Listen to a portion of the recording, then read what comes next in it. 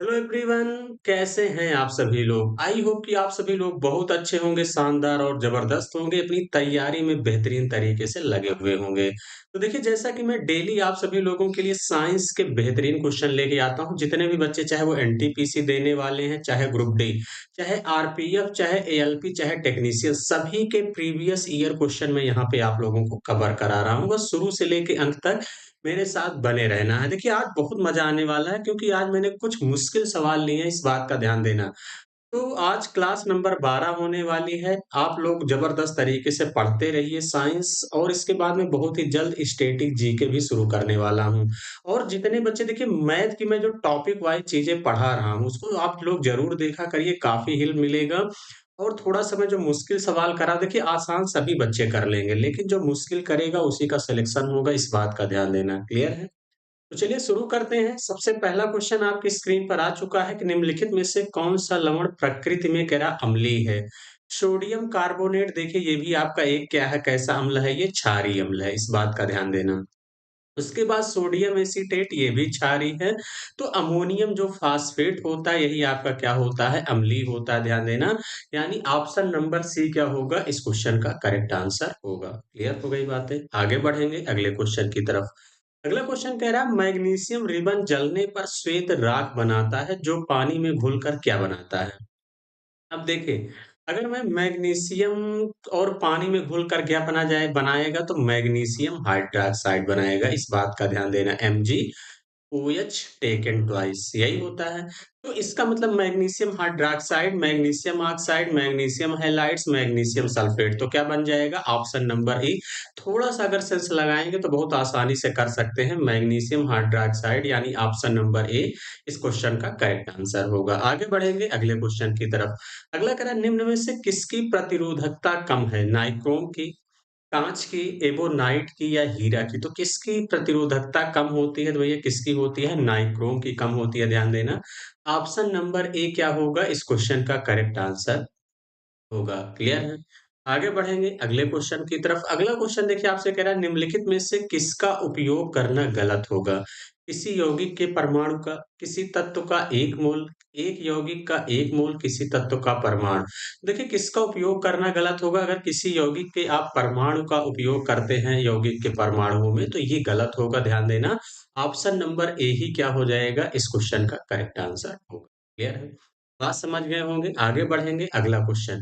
देखिए, अगला क्वेश्चन कह रहा है, फ़ारेनहाइट पैमाने इकाइयों में पानी का क्वथनांक और हिमांक बिंदु के बीच में डिग्री का अंतर क्या होगा? 180, 90, 360, 270, कितना अंतर होगा ये बताना है। तो अगर मैं आप सभी लोगों से बात करता हूँ कि जो पानी के हिमांक का फ़ारेनहाइट में कितना होता है? ये 32 होता है। कितना होता है? 32। अगर मैं क्वथनांक की बात करता हूँ तो ये कितना होता है आप सभी लोगों का? 212 होता है। इनके बीच का डिफरेंस लोगे कितना हो जाएगा? 180। यानी 180 इस क्वेश्चन का करेक्ट आंसर होगा। ऑप्शन नंबर ए ही क्या हो जाएगा इस क्वेश्चन का करेक्ट आंसर होगा। क्लियर हो गई बात? आप लोग कहेंगे हाँ बिल्कुल सर, यहाँ तक बातें अच्छे से क्लियर हो चुकी हैं। आगे बढ़ेंगे अगले क्वेश्चन की तरफ। अगला कह रहा है, किसी एक सेल में समायोजित किए जा सकने वाले इलेक्ट्रॉन की अधिकतम संख्या किस सूत्र पर निर्भर करती है? तो किस पर सूत्र करती है? जैसे देखिए, 2n स्क्वायर है, इसका मतलब देखिए 2, n का मान 1 रख देंगे तो 1 का स्क्वायर करेंगे तो 1 ही आएगा, यानी 2। उसके बाद देखिए, फिर इसी पे 2 रखेंगे तो कितना हो जाएगा? 2 का स्क्वायर 4 दूनी 8, यानी कौन-सा सैटिस्फाइड कर रहा है? ऑप्शन नंबर ए ही इस क्वेश्चन का क्या हो जाएगा? करेक्ट आंसर होगा। क्लियर है? बातें समझ गए होंगे। आगे बढ़ेंगे अगले क्वेश्चन की तरफ। अगला कह रहा है, एक आदर्श गैस का घनत्व को आधा करके दुगुना किया जा सकता है। किस पर? दाब पर, द्रव्यमान पर, निरपेक्ष ताप पर या वेग पर? किस पर कर सकते हैं ये आप सभी लोगों को बताना है। तो किस पे किया जा सकता है? निरपेक्ष ताप पर। यानी ऑप्शन नंबर सी क्या होगा इस क्वेश्चन का करेक्ट आंसर होगा। आगे बढ़ेंगे अगले क्वेश्चन की तरफ। अगला कह रहा है, कौन सा कार्बन का एक अपरूप नहीं है? बकमिस्टर फुलेरीन, हीरा, ग्रेफाइट, कार्बन डाइऑक्साइड। कार्बन का एक अपरूप नहीं है, ये बताना है। तो कौन सा नहीं है भैया? कार्बन डाइऑक्साइड नहीं है, बाकी तीनों कार्बन के अपर रूप हैं। ये हीरा वाला तो सबसे ज्यादा आप लोगों के एग्जाम में पूछा जाता है, कार्बन का अपर रूप। क्लियर है? तो यानी इसमें कौन सा नहीं है पूछा गया है, तो ऑप्शन नंबर डी क्या होगा इस क्वेश्चन का करेक्ट आंसर होगा। क्लियर है? आगे बढ़ेंगे। अगला कह रहा है, अधात्विक गुण बढ़ता है मैग्नीशियम से बेरियम तक, सोडियम से क्लोरीन तक, पोटेशियम से सीजियम तक या ऑक्सीजन से सेलेनियम तक। देखिए आध्यात्मिक गुण किसमें बढ़ता है ये बताना है तो भैया जब सोडियम से क्लोरीन तक आप जाएँगे तो क्या आध्यात्मिक गुण बढ़ता है ध्यान देना, यानी ऑप्शन नंबर बी क्या होगा इस क्वेश्चन का करेक्ट आंसर होगा। आगे बढ़ेंगे। अगला क्वेश्चन आपसे कह रहा है, यदि हम धावन सोडा की थोड़ी-सी मात्रा लेते हैं, इसमें लगभग 1 मिलीलीटर तन हाइड्रोक्लोरिक अम्ल मिलाते हैं, तो हम क्या देखेंगे? सफेद रंग की तलछट बन जाती है या CO2 गैस तेज बुदबुदाहट के साथ निकलती है या पाप ध्वनि के साथ H2 गैस निकलती है या केवल उदासीनीकरण अभिक्रिया होती है, कोई गैस नहीं निकलती है। तो देखिए, जब हम धावन सोडा के साथ लगभग 1 एमएल तन हाइड्रोक्लोरिक अम्ल मिलाते हैं तो हम लोग क्या देखते हैं कि भैया CO2 गैस तेज बुदबुदाहट के साथ निकलती है यानी ऑप्शन नंबर बी क्या होगा इस क्वेश्चन का करेक्ट आंसर होगा। क्लियर है? बात समझ गए होंगे। आगे बढ़ेंगे अगले क्वेश्चन की तरफ। अगला क्वेश्चन आपसे कह रहा है नाइट्रोजन का परमाणविक द्रव्यमान 14 है। देखिए परमाणु क्रमांक नाइट्रोजन का कितना होता है 7 तो यानी इसका डबल 14 है। हाइड्रोजन का 1 दिया है तो अमोनिया का आणविक द्रव्यमान कितना होगा? तो देखिए अमोनिया का कितना होता है NH3। अब इसका 14 दिया है तो फिर हाइड्रोजन का 1 दिया है तो कितना हो जाएगा 3, 3 है। यहाँ पे 3 है तो इसका मतलब 3 गुणे 1 कर देंगे 14 3 17। आणविक द्रव्यमान 17 हो जाएगा यानी ऑप्शन नंबर ए क्या होगा इस क्वेश्चन का करेक्ट आंसर होगा। क्लियर है? बात समझ गए होंगे। आगे बढ़ेंगे अगले क्वेश्चन की तरफ। अगला क्वेश्चन आपसे कह रहा है लोहा जो कि गुणों में कोबाल्ट और निकल जैसा होता है, तो इन तत्वों से बहुत दूर रखा गया है यह किसकी कमियों में से एक था? मेंडलीव की आवर्त सारणी, डाबे राइनर के त्रिक नियम, आधुनिक आवर्त सारणी या न्यूलैंड का अष्टक सिद्धांत। तो देखिए कह रहा है लोहा जो कि गुणों में कोबाल्ट और निकल जैसा होता है, इन तत्वों से बहुत दूर रखा गया यह किसकी कमियों में से एक था? तो भैया ये मेंडलीव की आवर्त सारणी में से एक था। सॉरी, न्यूलैंड के अष्टक सिद्धांत यानी ऑप्शन नंबर डी क्या होगा इस क्वेश्चन का करेक्ट आंसर होगा। क्लियर है? कौन सा हो जाएगा? Option number D. आगे बढ़ेंगे अगले क्वेश्चन की तरफ। अगला क्वेश्चन आपसे क्या कह रहा है? कह रहा है चूने के पानी में कार्बन डाइऑक्साइड गैस प्रवाहित करने पर यह दुधिया हो जाता है। ऐसा किसके निर्माण के कारण होता है? बेरियम कार्बोनेट के, कैल्शियम ऑक्साइड के, कैल्शियम कार्बोनेट के या कैल्शियम हाइड्रोजन कार्बोनेट के। देखिए चूने के पानी में जब आप कार्बन डाइऑक्साइड गैस प्रवाहित करते हैं तो यह दुधिया हो जाता है। ये किसके निर्माण के कारण होता है? तो भैया कैल्शियम कार्बोनेट यानी CaCO3। क्लियर है? तो यानी आपका ऑप्शन नंबर सी क्या होगा इस क्वेश्चन का करेक्ट आंसर होगा।